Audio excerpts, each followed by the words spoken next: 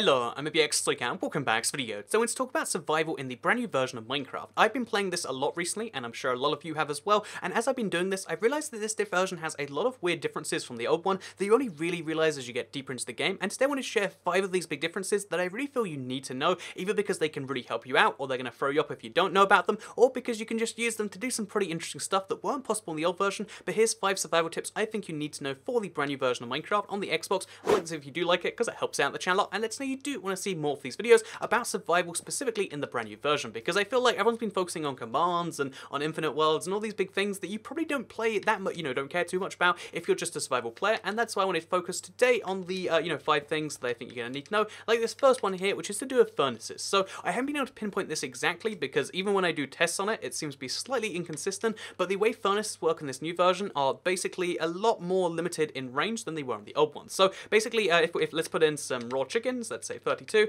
and let's put in like 4 bits of coal. That's the exact right amount to smelt that. So, okay, 3 and a bit bits of coal. That's the exact right amount to smelt that. And if we leave this and then come back, on the old version, you'd be able to leave pretty much anywhere in your world, come back, and it would be entirely smelted. But on this version, the furnace seems to stop working very, very quickly. If we run even like 100 blocks in the other direction, it seems like that is enough to cut off the furnace and stop it from working. As far as I can tell, even if you're not on the same chunk, sometimes it slows down. And especially if you go to another dimension, the furnaces stop working. So some of this was true on the old version of Minecraft, but on this version, again, it seems especially true that, as you can see, in all that time, we got 3 cooked chickens, which was a little less than you would expect, because when we sit here, right here, it's like a pretty steady rate of like every 8 seconds or 10 seconds, we're getting a cooked chicken, but if we run really far away, then you'll notice that stops being true. So yeah, you want to stay near your furnaces, but you can use this in the other way around too. Like, rather than seeing it as just a disadvantage, which is how I thought of it for the longest time, we can instead see this as an opportunity to take like, so let's put like 8 coal in here, just 8 coal, and then some, anything you want to put in there, like coal, salmon, wood, anything you want to burn, so a whole stack of raw salmon,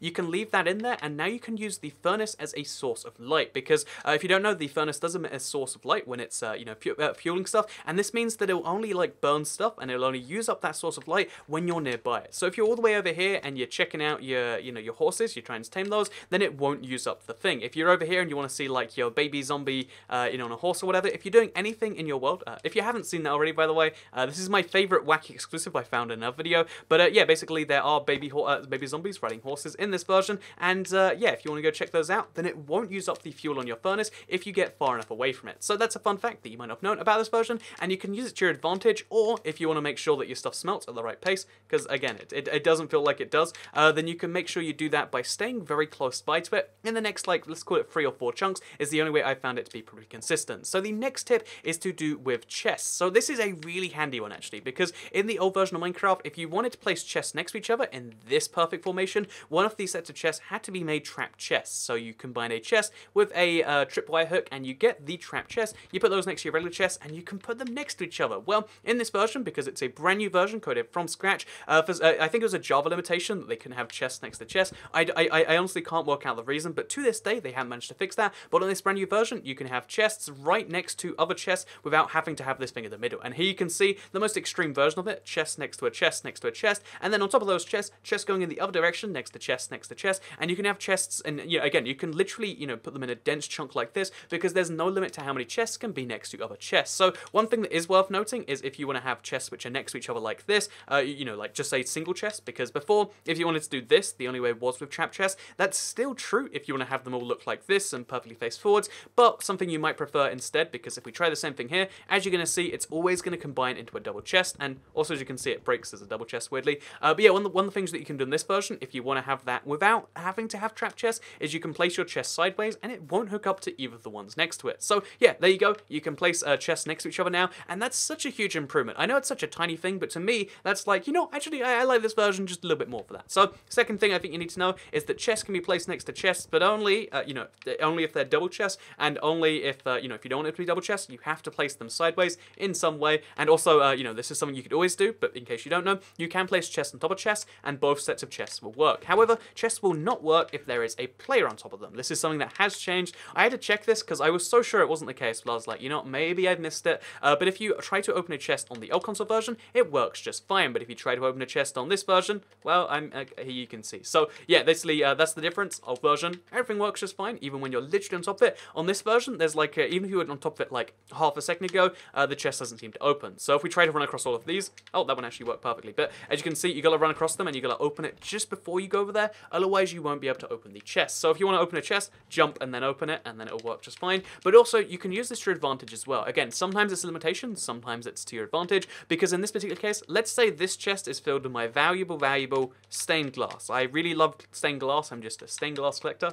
Look, it makes the Microsoft logo. Isn't that wonderful? So, yeah, if you, let's say you're a stained glass collector, you don't want anyone taking that, and you go AFK on your realm because you're doing other things, and there's no PvP enabled. Let's just say there's those weird situation. Well, if you stand on your chest, no one else can open it. The only way they can get in is by breaking your chest from underneath you, and then even if they do that, then when it breaks, you'll take all the stuff and not them. So, boom, there is a way to protect your stuff in a chest, but just by standing on it. So, yeah, this is, maybe it's just because I've got the Ocelot skin and I'm a cat, and that's the reason behind it, but no, this will work for everyone. You cannot open chests while you're on them, and this is just one of those weird things in this version that, I mean, it makes sense because how would you even open a chest on top of it? But still, it's a tiny little detail you might not have spotted. The fourth tiny little detail you might not have spotted is actually to do with maps. So maps, when you create them by default, look like this, and they're terrible. There is no reason you'd want a map this small. I generally cannot think of any reason besides like having a nice looking map. So yeah, if you're going to be doing this particular thing over here, then so if we're going to be using a map, you don't want to be using this particular map right here. You want to be using a map with more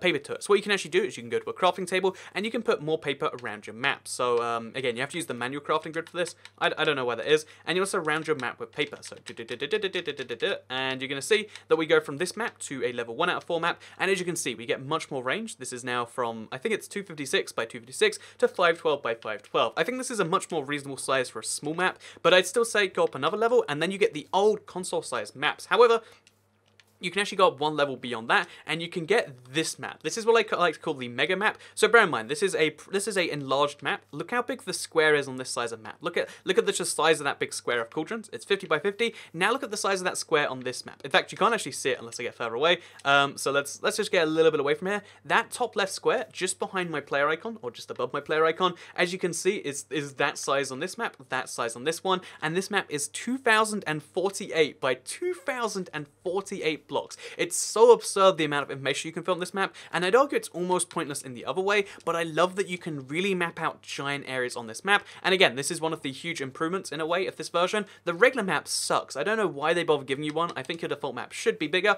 but if you get some paper, you can make it a better map, or at least a more interesting map than the old version did allow. So yeah, the amount of time it takes you to cross one of these maps is absurd. Even in creative, even with speed potions, it was taking me like over a minute to do so. So in survival, trying to fill out one of these maps is one of the challenges you could perhaps try and do. But if that's not the sort of challenge that you're into, then maybe the sort of challenge that you would prefer is, you know, the challenge of trying to, you know, trying to have like a hidden chest. So in this version, pistons can now move furnaces, and pistons can now move chests in both directions, that is. So as you can see right here, if we activate our little pistons, this one's regular, this one's sticky, we can actually move chests with them, and we can move them back too. I mean, we can't move that back because it's a regular piston, and this is amazing because even though the animation looks really weird, it looks like it's lagging, right? But yeah, no, anyway, basically, in this version, you can have pistons move chests, and this doesn't seem like a big deal. To me, that's like, when am I ever going to move furnaces and pistons? But there's actually a lot of uses for this. The first one is the fact that you can move a furnace around to like do some magic tricks and move them, or you can have lots of different furnaces for different things, and you can move them around with redstone, or the more important thing, so, okay, my theory behind this one, I heard something that if you want people to do something, then what you should do is not show them how to do it, but show them how to do it wrong, and then they'll encourage people to be like, no, that's so bad, I gotta fix that. So here I have for you the worst example of how to hide your chest in the world. So as you can see, the chest isn't even really hidden behind there. You know, like it doesn't blend into the walls at all. The redstone is in a really weird place, but here's the most basic example of how you can move a chest to kind of have a little thing going. So maybe this inspires you, or maybe you just hate this so much it inspires you the other way. I don't really care, but as you can see, chest is down there. We have 2 pistons activate, and we move them. Did I do something wrong there? We have 2 pistons active. Oh, it's because I have this in the way. So once we fix this very briefly, so basically, once we activate this, as you're going to see, it's going to activate the piston, apparently there's a little bit of bug there, and it's going to move it from down there to up there, and then suddenly there's a base below it. It looks like it was always there, and then we can move it back as well, put it in this little hide in the hole in the corner. Again, this is terrible, but maybe that inspires you. Or if you hate me and you're like, Toy Cat, I'm going to try and burn down your house now, let me know in the comments down below, and please don't actually do that, because this is just a redstone build in Minecraft. But yeah, hope you all enjoyed this video. Hopefully you do agree that these things are worth knowing about. There's so many more of these, and I want to make more of these videos, so please do like it, let me know, share if you really liked it, and subscribe if you're into it. And obviously, if we get, let's just make up a number, 1,672 likes on this video, then we'll go ahead and we'll do a second kind of follow-up to just more survival changes that I think you need to know about, because there's so many tiny, you know, some of them are annoying, some of them are cool, like the furnace, for instance. We've stayed pretty close to it the whole game, so we should be somewhere near the end of the... Oh yeah, we got to the end of the smelt on this one, and we're somewhere in there for this one. But if we ran away, then we wouldn't be. So yeah, as you can see, this area is fine, but if we go too much further, it's not. And this ruined my speedrun so many times. But yeah, with that said, hope you all enjoyed the video. Like if you liked it, share if you liked it, subscribe if you're around here, hit the bell. It's good.